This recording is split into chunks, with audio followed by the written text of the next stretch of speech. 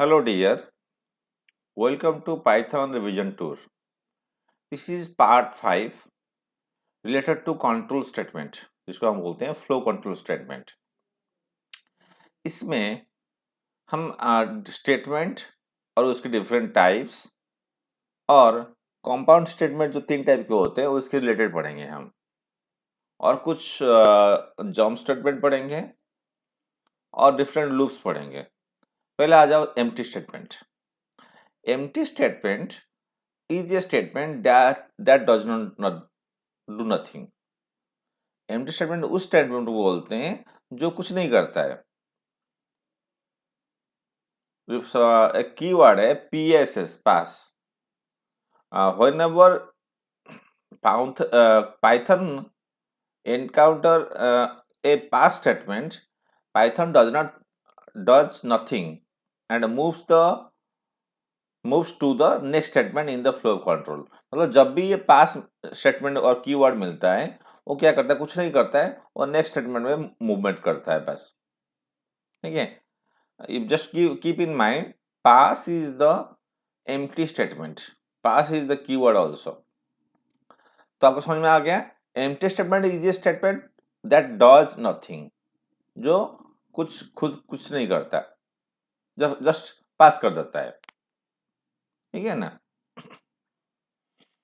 Pass to the next statement.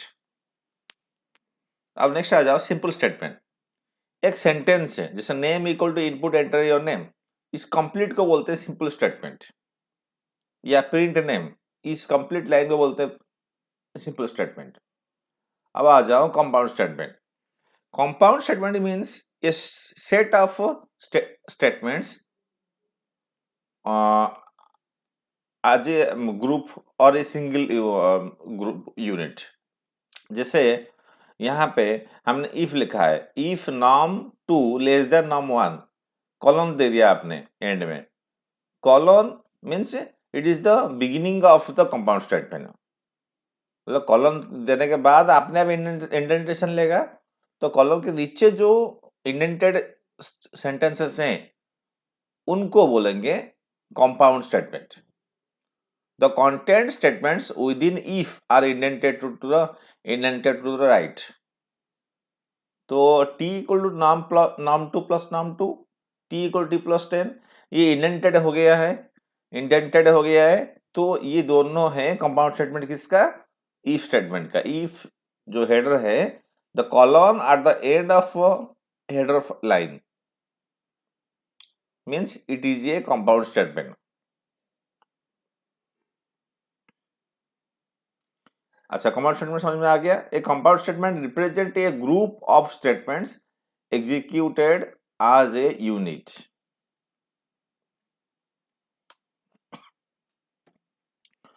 Flow control statement. Flow control जो है वो 3 type के होते हैं, सिक्वेंशियल, सिलेक्शनल जिसको हम बोलते हैं कंडीशनल, और इटरेशनल जिसको बोलते हैं लूप. सिक्वेंशियल मतलब वन आफ्टर अनदर, पहले स्टेटमेंट फिर नेक्स्ट स्टेटमेंट फिर नेक्स्ट स्टेटमेंट. जैसे हमने जो प्रोग्राम्स हमने किए थे,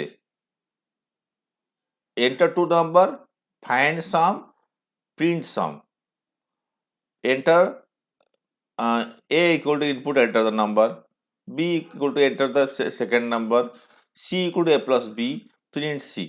ये जो 4 स्टेटमेंट आपने लिखा है, मैंने जो बताया आपको, ये चारों statement is collection is the sequential statement. ये चार वन बाय वन. मतलब do first sentence, then do second statement, then do third statement, then do fourth statement.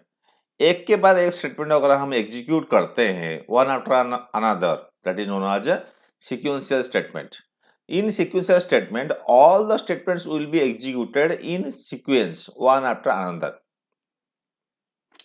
तो हमने स्टार्टिंग से जितने क्वेश्चंस किए हैं, find sum of two numbers,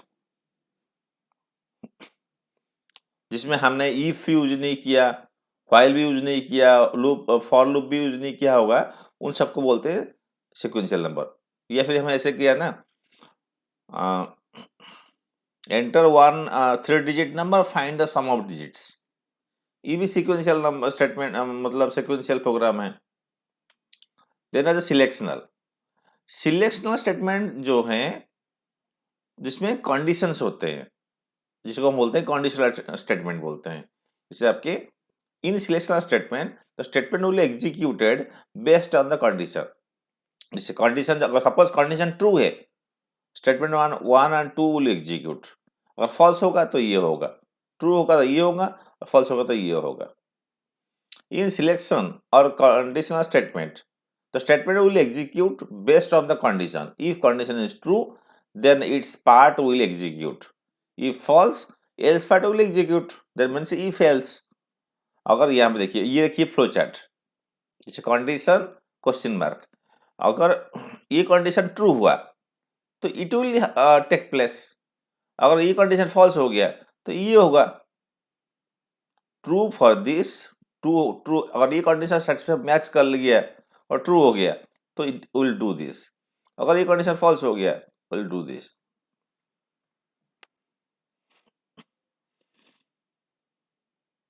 ये देखिए सिलेक्शन स्टेटमेंट और कंडीशनल स्टेटमेंट जो है 4 टाइप के होते हैं। पहले हो गया सिंपल स्टेटमेंट, सिंपल इफ। जैसे if A greater than B, A is greater, बस that's all. If A equal to 4, print 4।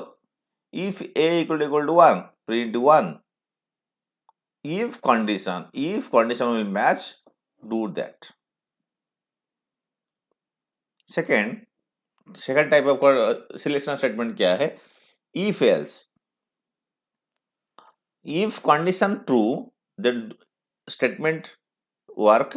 if condition false, else part will execute. अगर कंडीशन ट्रू होगा तो उसका स्टेटमेंट ही एग्जीक्यूट होगा, और कंडीशन फॉल्स हो गया तो एल्स का जो स्टेटमेंट है वो एग्जीक्यूट होगा। ये आ गया इफ एलिफ। इसमें क्या है, मल्टीपल कंडीशन आप स्पेसिफाई कर सकते हो। इफ एल्स में सिंगल कंडीशन, सिंपल इफ में ओनली वन कंडीशन और उसका स्टेटमेंट। इफ एल्स में कंडीशन एक ही कंडीशन दे सकते हैं, उसका वो कंडीशन ट्रू हुआ तो स्टेटमेंट एग्जीक्यूट होगा, कंडीशन अगर फॉल्स हुआ तो एल्स पार्ट एग्जीक्यूट होगा। इसमें 2 कंडीशन दे सकते हैं इफ एलिफ में। If condition true, do that. Elif second condition, जैसे if A equal to 1, Monday. Elif A equal to 2, Tuesday. Elif A equal to 3, Wednesday. Elif A equal to 4, Thursday. Elif A equal to 5, Friday. Elif A equal to 6, Saturday. Elif A equal to 7, Sunday. तो if elif multiple condition अगर आपको देना है तो if elif हम use कर सकते हैं। एक आ गया नेस्टेड इफ, मतलब if else, one set of if else is available, if available in another set. जैसे ये देखिए ई वाला कंडीशन, ये इफ कंडीशन स्टेटमेंट एल्स, ये जो ब्लैक कलर में जो बॉर्डर लाइन है ये एक इफ स्टेटमेंट है, और ये किसके अंदर है, इस इफ का अंदर है। ये देखिए ये रेड कलर के एक ब्लॉक लाइन और उसका मतलब क्या है, स्टेटमेंट है। इफ एल्स का स्टेटमेंट किसके अंदर है, एल्स के अंदर है। अगर एक set of if else is available either if, in else or in both is known as a nested if. मतलब one set of if else or only if is available in another if or else में है तो इसको बोलते हैं nested if. इसका example हमने किया है 11th में, काफी एग्जाम्पल में किया है। और आपने इसको नहीं किया है और नहीं देखा है, आप 11th का कॉपी देखिए। इफ सिंपल इफ का, इफ एल्स का, इफ एलिफ का, नेस्टेड इफ का हमने किया है, उसको देखो आपको समझ में आ जाएगा। देन आ जाओ some points on condition true. कुछ ऐसे कंडीशंस होते हैं इफ के जो हम ट्रू मानते हैं। जैसे इफ 10 ग्रेटर देन 9, मतलब condition is true. If 10 greater then 9 मतलब 10 9 से बड़ा है, ये ट्रू है। तो हम ऐसे भी लिख सकते हैं, if bracket start 10 greater then 9 भी लिख सकते हैं, ये भी ट्रू होगा। ऐसा नहीं, इसमें हम क्या है, इसमें इफ 10 ग्रेटर देन 9 ये क्या है, कंडीशन है, एक एक्सप्रेशन है। इफ 10 ग्रेटर देन 9 ये भी ब्रैकेट के अंदर, ये भी एक्सप्रेशन है, कंडीशन है। ऐसे भी लिख सकते हैं इफ ट्रू, ये ट्रू ही माना जाएगा। हम ऐसे भी लिख सकते हैं इफ 1 1 ऑल्सो, 1 क्या है, 1 लिख सकते हो, 2 लिख सकते हो, 3 लिख सकते हो, 10 लिख सकते हो, 20 लिख सकते हो, 8 लिख सकते हो। तो ये नॉन जीरो है, नॉन जीरो मतलब true. -1 if -1 that is also true. चाहे आप ट्रू लिखो, चाहे 1 लिखो, चाहे 8 लिखो, चाहे 10 लिखो, चाहे 100 लिखो, चाहे 1000 लिखो, अगर जीरो नहीं है that is true. Minus value दोगे तब भी ट्रू माना जाएगा। तो ट्रू जो ट्रू कंडीशन ट्रू किस किस लेवल में हो सकता है, कौन सी स्टेज में कंडीशन ट्रू हो सकता है। चाहे आप 10 ग्रेटर देन 9 लिखो तब भी ट्रू होगा, 10 greater then 9 with in bracket लिखो भी ट्रू है, सिंपल ट्रू इफ ट्रू लिखोगे तब भी ट्रू माना जाएगा, इफ 1 लिखोगे तब भी ट्रू माना जाएगा, इफ -1 भी लिखो तब भी ट्रू माना जाएगा। फॉल्स किस किस केस में है होता है, फॉल्स जो है वो किस किस केस में हो सकता है वो देखते हैं। देखिए, some points on condition false, मतलब फॉल्स किस किस कंडीशन में हो सकता है। और आप कंडीशन दे रहे हो if 10 less than 9 false, 10 less than 9 with in bracket भी फॉल्स होगा। अगर आप फॉल्स कीवर्ड यूज कर रहे हो, कंडीशनल स्टेटमेंट जो है कंडीशनल कीवर्ड है, कंडीशनल ऑपरेटर जो है, फॉल्स आप कीवर्ड यूज कर रहे हो वो भी फॉल्स माना जाएगा। अगर आप जीरो लिख रहे हो, इफ जीरो लिख रहे हो, उसको भी फॉल्स माना जाएगा। तो इन चारों केस में हम फॉल्स मानेंगे, कोई कंडीशन को, कोई स्टेटमेंट को फॉल्स भी मान सकते हैं, कोई कंडीशन को फॉल्स भी मान सकते हैं। इन चारों केस में, ये 5 केस में हम इसको ट्रू मान सकते हैं। नॉन जीरो, ये जीरो, समझ में आ गया आपको। सम जिसको हम बोलते हैं facts on true, some conditional facts on true, some conditional facts on false, ये 5 कंडीशंस जो हैं उसमें ये नहीं है ओनली 10 ग्रेटर देन 9, ऐसे भी हो सकता है 1 ग्रेटर देन 0 भी हो सकता है, 1000 ग्रेटर देन 9 भी हो सकता है, 1000 ग्रेटर देन 1 भी हो सकता है, 1000 greater than 1000 10 greater than equal to 9 भी हो सकता है। मेरा मतलब ये कि अगर कंडीशन लिखेंगे तब ट्रू बना जाएगा या फॉल्स बना जाएगा, ऐसा कुछ नहीं है। अगर कंडीशन नहीं भी लिखेंगे इफ के बगल में तो सिंपल ट्री या यू ट्रू लिखेंगे या 1 लिखेंगे या -1 लिखेंगे, इसको भी ट्रू माना जाएगा। फॉल्स केस में अगर आप सिंपल कंडीशन लिखते हैं तो फॉल्स हो रहा है, बात अलग है। और अब हम फॉल्स लिख रहे हैं, FALSE लिख रहे हैं, ये भी फॉल्स माना जाएगा, या फिर जीरो लिखोगे भी फॉल्स माना जाएगा। अब आ जाओ आइटरेशनल और लूप स्टेटमेंट। आइटरेशनल और लूप स्टेटमेंट क्या होता है, ये particular set of statement will continuously execute. जैसे जब अगर सपोज कंडीशन ट्रू हुआ, suppose a equal to 1 file a less than equal 10, तो जब तक a 1 से 10 तक चलेगा, मतलब 10 टाइम्स ये चेक करता रहेगा, तो 10 टाइम ट्रू होगा तो 10 टाइम वो एग्जीक्यूट करता रहेगा। आइटरेशन स्टेटमेंट और repetition statement allow a set of instructions to be performed repeatedly until certain condition is fulfilled। मतलब जब तक एक कंडीशन ट्रू होगा तब तक नीचे वाला जो स्टेटमेंट है ये एग्जीक्यूट होता रहेगा। सपोज यहाँ पे लिखा है आई, सपोज आई लेस देन 10, तो आई पहले लिख दिया, आई इक्वल टू 1 लिख दिया, तो 1 less than equal to 10 is true, do this, continue, 2 less than 10 do this, continue, 3 less than 10 is do this, continue।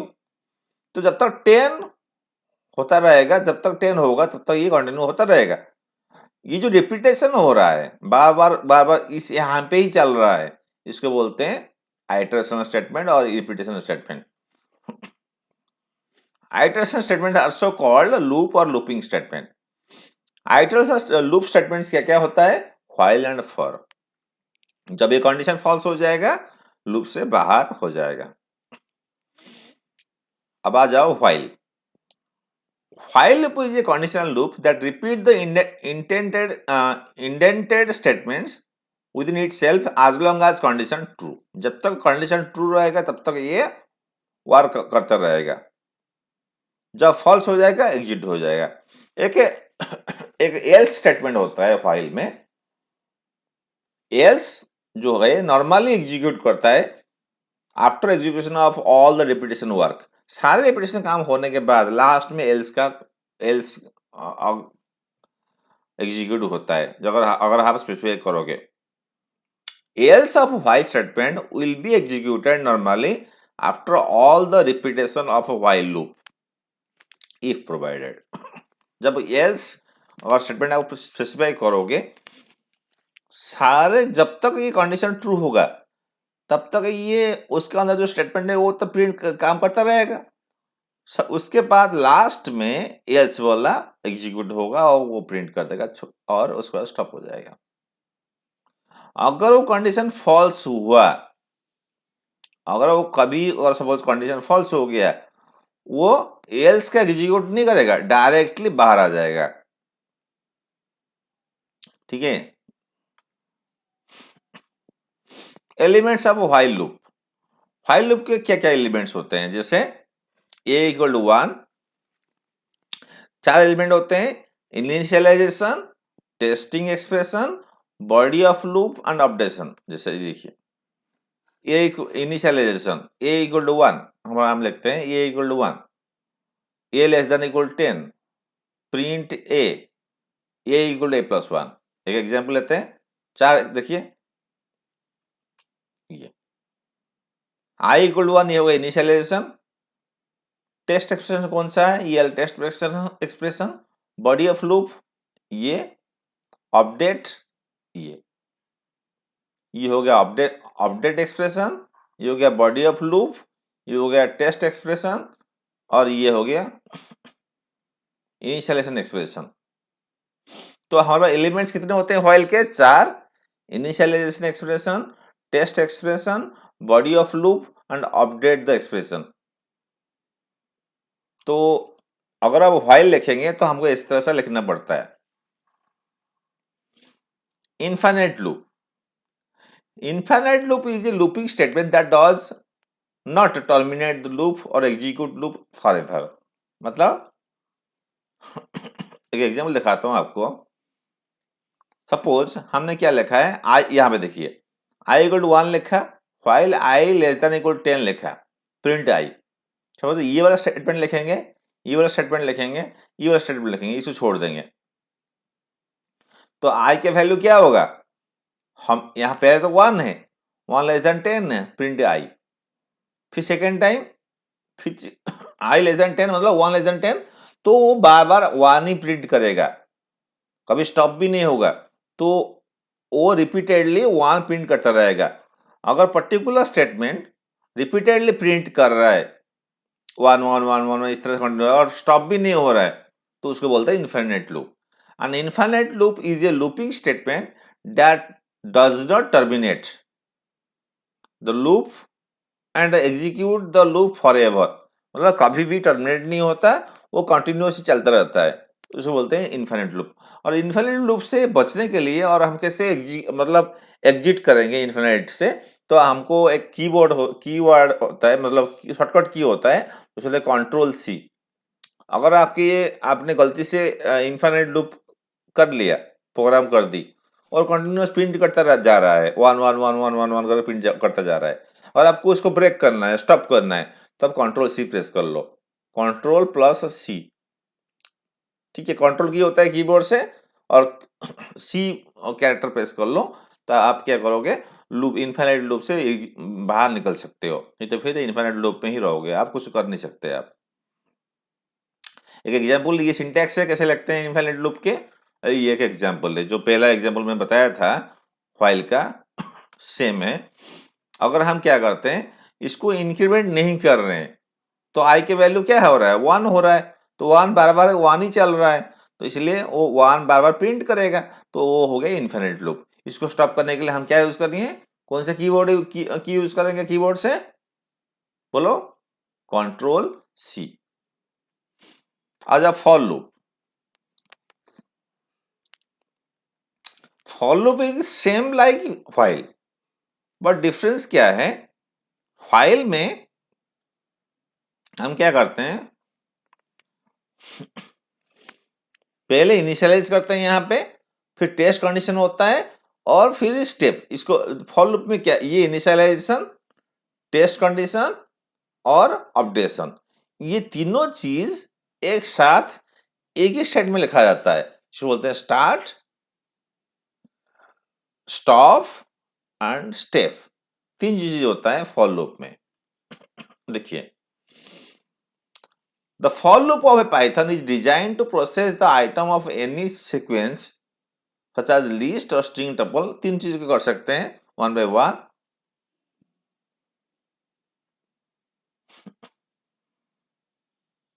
और एल से फॉलो भी हो सकता है। देखिए ये इसमें तीन चीज होता है, एक चीज रुक जाओ,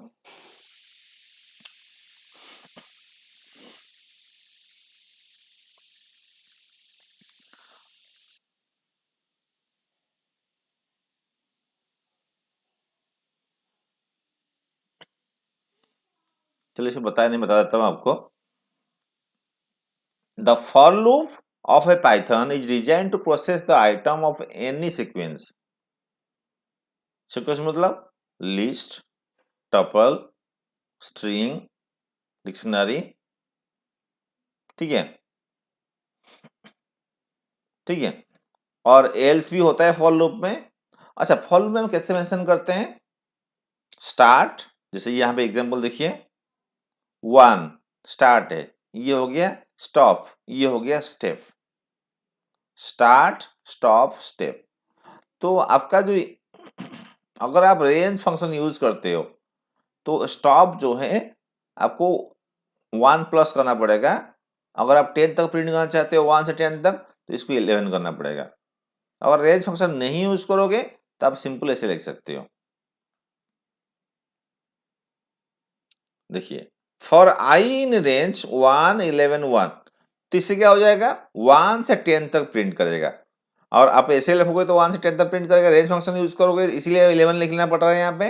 अगर हम रेंज फंक्शन यूज नहीं करेंगे फिर भी ये 1 से 10 तक प्रिंट करेगा, बट यूजिंग लिस्ट, ये लिस्ट यूज कर रहे हैं यहाँ पे, है ना।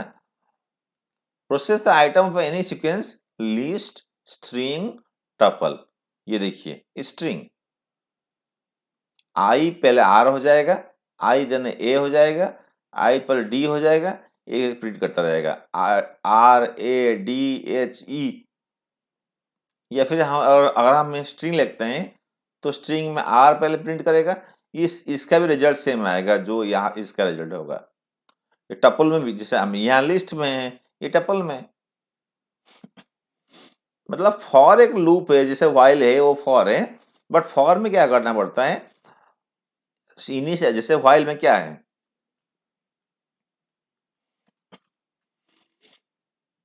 Initialise, test and update. Initialisation, test and update तीनों चीज एक साथ हम यहाँ पे फॉर लूप में लिख सकते हैं। देखिए, ये देखिए, initialise,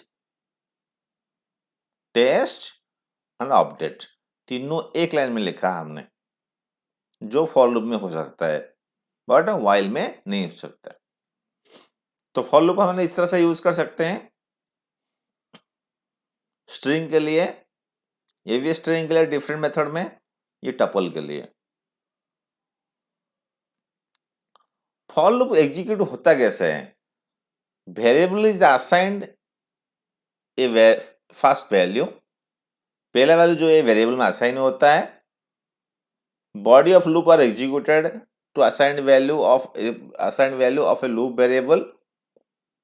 Once step 2 is over, loop variable is assigned to next value, then each process will continue one after another। मतलब अगर आप सपोज क्या होता है, सपोज आपने लिखा है for I in range 1, 11, 1, print I. तो पहले इसका मतलब क्या है, फॉर आई इन रेंज 1, मतलब आई का वैल्यू क्या है 1, प्रिंट आई, देन आई का वैल्यू बढ़ गया, जो यहाँ पे स्टेप लिखा हुआ है 2 हो गया आई का वैल्यू, फिर चेक किया 2 लेस देन 11 यस और नो, फिर प्रिंट 2, फिर 3 हो गया, check print 3, 4 check print 4, 5 check print 5, 6 check print 6, 7 check print 7, 8 check print 8, 9 check print 9,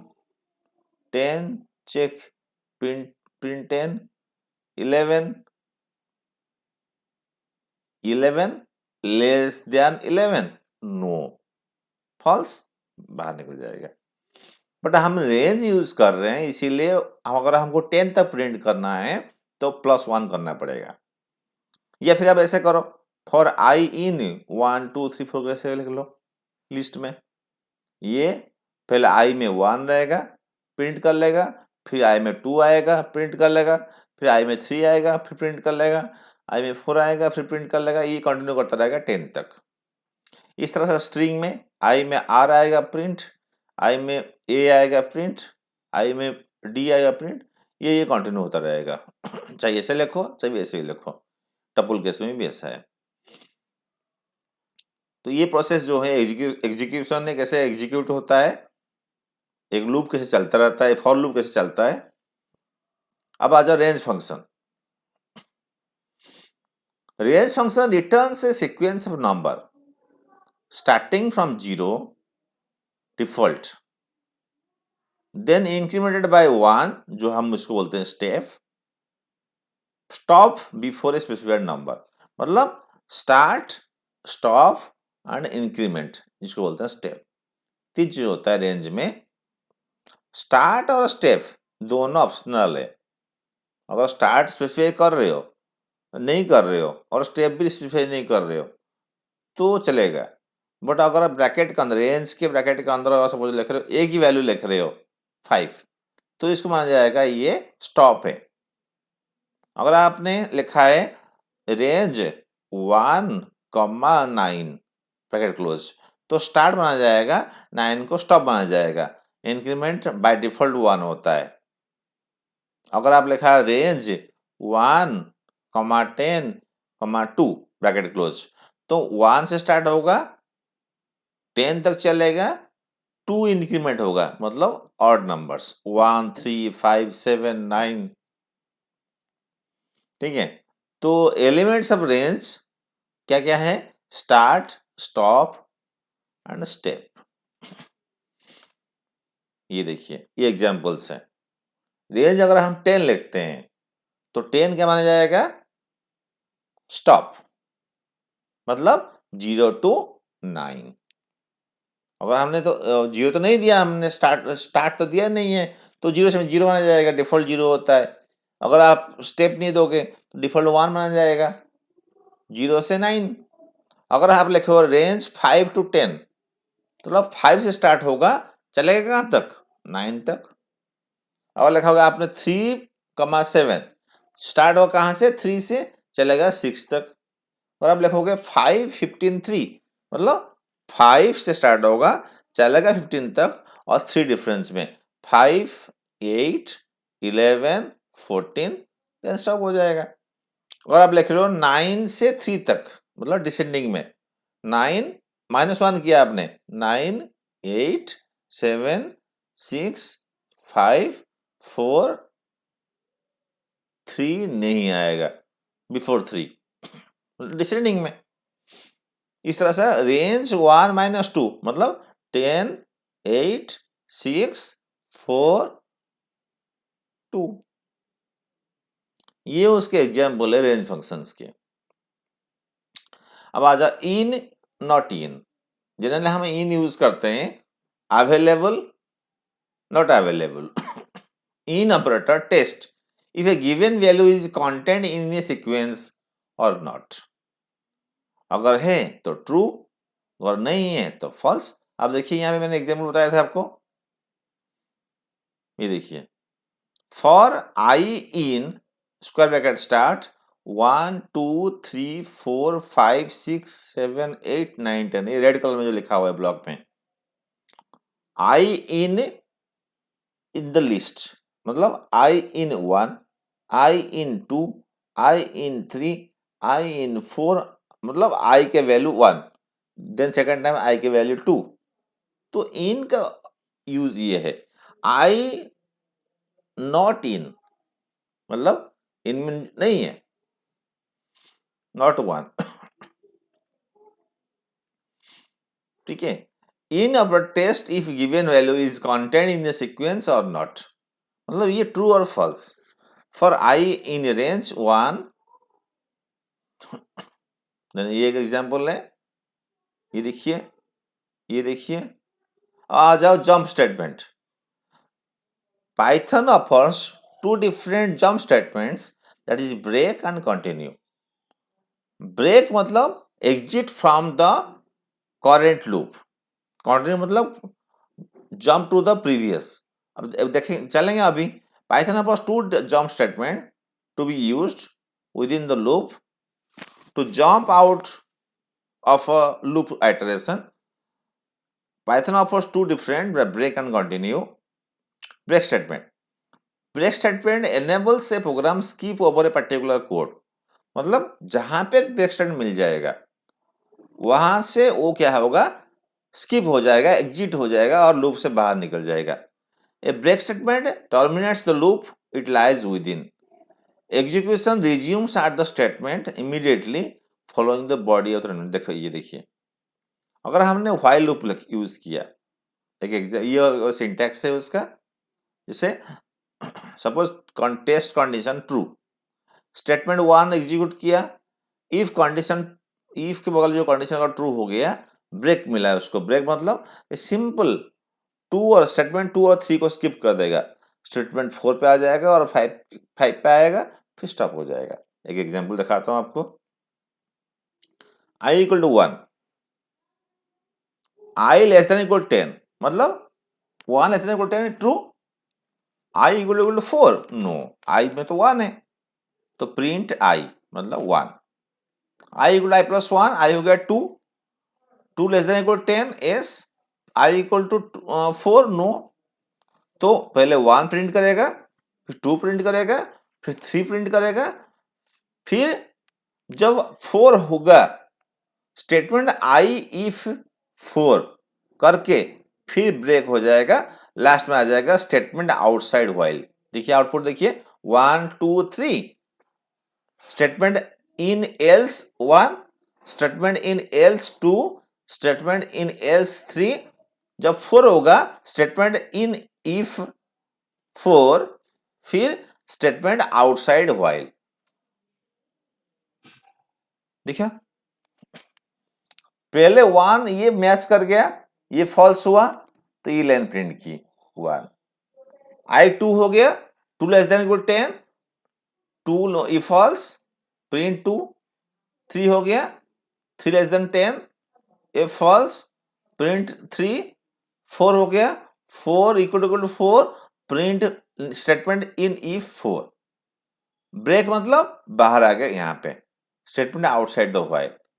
break समझ में आ गया आपको? ये व्हाइल लूप में, हम फॉर लूप में भी ऐसे कर सकते हैं। देखिए for variable in sequence same है, बट यहाँ पे डिफरेंस क्या है, हमको इनिशियलाइजेशन, टेस्ट एंड इंक्रीमेंट अलग अलग लिखना पड़ता है, बट फॉर लूप में हम एक साथ लिखेंगे। देखिए इनिशियलाइजेशन, टेस्ट एंड स्टेप तीनों एक लाइन में है, तो इसका आउटपुट भी सेम आएगा।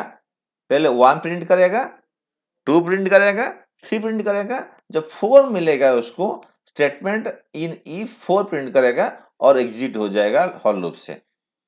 सिंपल, ब्रेक मिलते ही बाहर, मतलब इस लूप से यहां आ जाएगा 1 2 3 4 स्टेटमेंट आउटसाइड 4। समझ में आ गया आपको break statement? Simple, inner loop से बाहर निकल जाता है।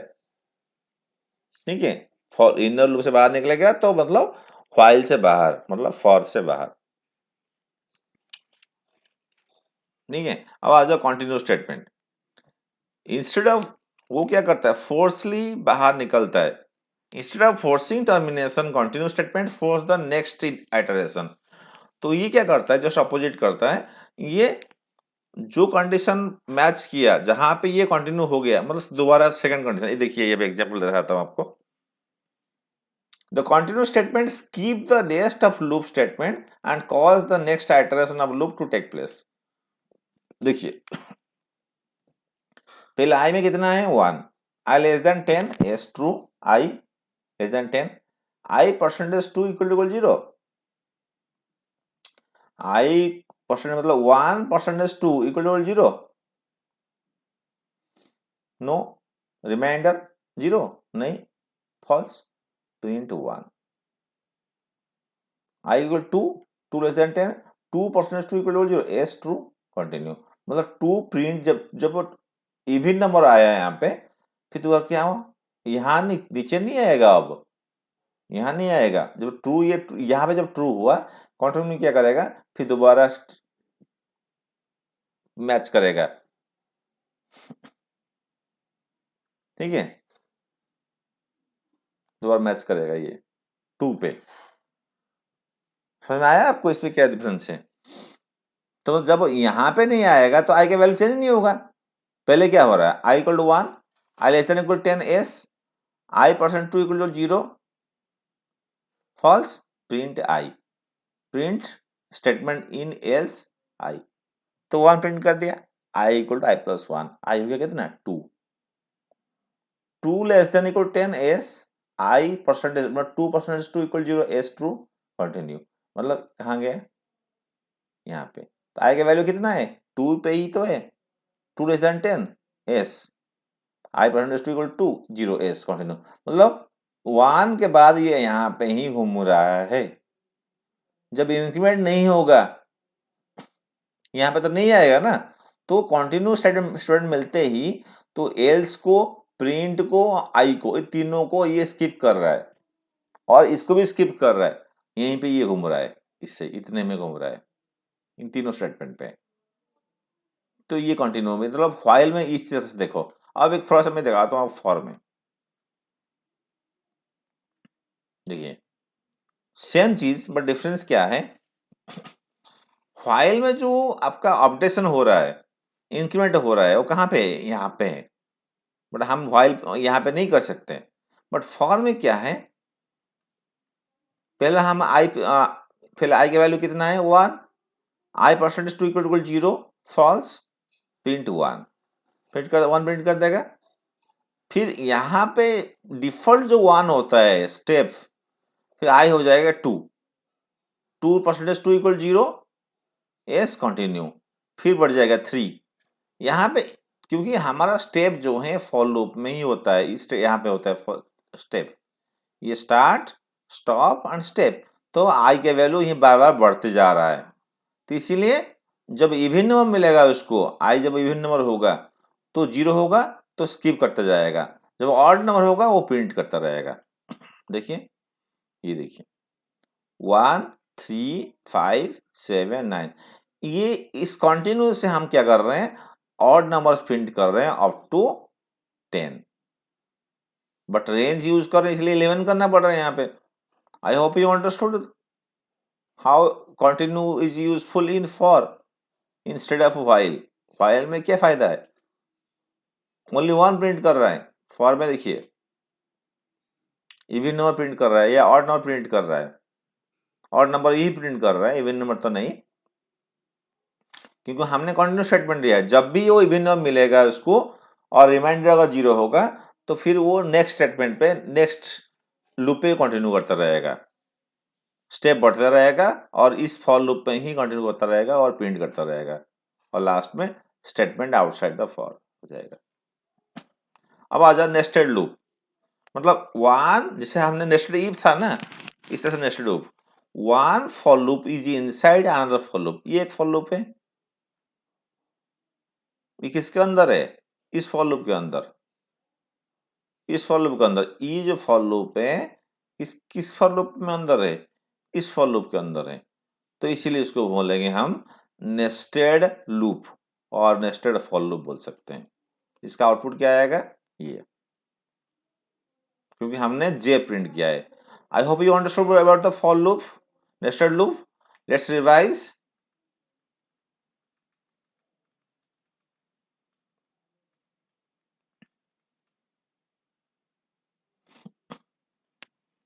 तो ये हमारा रिवीजन 2 रहे। कंट्रोल स्टेटमेंट आ गया। स्टेटमेंट 3 टाइप के होते हैं, empty statement, simple statement and compound statement. Compound statement या कंट्रोल स्टेटमेंट 3 टाइप के होते हैं, सीक्वेंशियल, सिलेक्शनल, इटरेशनल। ये एम्प्टी स्टेटमेंट पास हो गया और इसको सिंपल स्टेटमेंट बोलते हैं। कंपाउंड स्टेटमेंट जब आप कॉलोन यूज करते हो, end of header, means compound statement start हो गया है। कंटेंट स्टेटमेंट्स, ये कंपाउंड स्टेटमेंट के जो स्टेटमेंट्स होते हैं। अब आ जाओ फ्लो कंट्रोल 3 टाइप का, सीक्वेंशियल, सिलेक्शनल, इटरेशनल। सीक्वेंशियल मतलब 1 by 1, सिलेक्शनल मतलब if condition true do this, if condition false do this, बस that's all. Then sequence selection statement 3 type का, 4 टाइप के होते हैं, simple if else, if elif and nested if. इसका uses आपने देख लिया होगा, कुछ क्वेश्चंस मिलेंगे आपको इसके रिलेटेड, अब टेस्ट के दिन टेस्ट दोगे। अब आ जाओ सम इम्पोर्टेंट पॉइंट्स, जिसको बोलते हैं facts on true condition true. Facts on condition true, इस केस में ये एक सैंपल मैंने दिया है, इस केस में हम ट्रू कंडीशन मान सकते हैं और फॉल्स केस में ऐसे हो सकता है। ऐसे हमेशा कोई कंडीशन मतलब get A greater than B, 10 greater than 5, अगर इस तरह से लिखेंगे तब ट्रू और फॉल्स माना जाएगा, ऐसा नहीं है। आप ट्रू कीवर्ड भी यूज कर सकते हो, नॉन जीरो वैल्यू भी यूज कर सकते हो ट्रू के लिए, और जीरो वैल्यू जीरो यूज कर सकते हो फॉल्स के लिए, और फॉल्स कीवर्ड भी यूज कर सकते हो कंडीशन को फॉल्स करने के लिए। जो आइटरेशनल स्टेटमेंट, आइटरेशनल 2 टाइप के होते हैं, व्हाइल एंड फॉर। और ये है आपके मतलब ये रिपीटेडली पर्टिकुलर काम करता रहता है। व्हाइल देखिए कैसे यूज हो रहा है। एल्स के एलिमेंट्स क्या क्या होते हैं, initialization, test expression, body and updation. Example है, इनफाइनाइट लूप से बाहर निकलने के लिए कंट्रोल सी प्रेस करना पड़ता है। कभी कभी हम जैसे अपडेशन यूज नहीं करते हैं, आई इक्वल टू आई प्लस 1 लिखा नहीं हमने, तो इसीलिए 1 बार बार प्रिंट करता रहेगा यहाँ पे। तो इसको एग्जिट करने के लिए, इससे बाहर निकलने के लिए हम क्या करेंगे, कंट्रोल सी प्रेस करेंगे। For loop, for loop is another loop statement और आइटरेशनल स्टेटमेंट, जिसमें 3 चीजें होते हैं। स्टार्ट, जिसका रेंज का एक पार्ट होता है, रेंज का एक एलिमेंट्स होते हैं, जिसको बोलते हैं स्टार्ट, स्टॉप एंड एंड। हम फॉर लूप इस केस में यूज कर सकते हैं यूजिंग रेंज और without range, using list, string and tuple.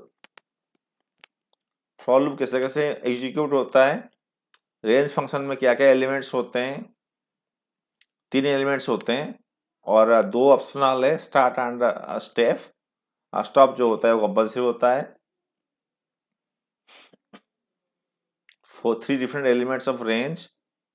Then ये एग्जांपल्स हैं रेंज के, इन, नॉट इन, कंडीशनल।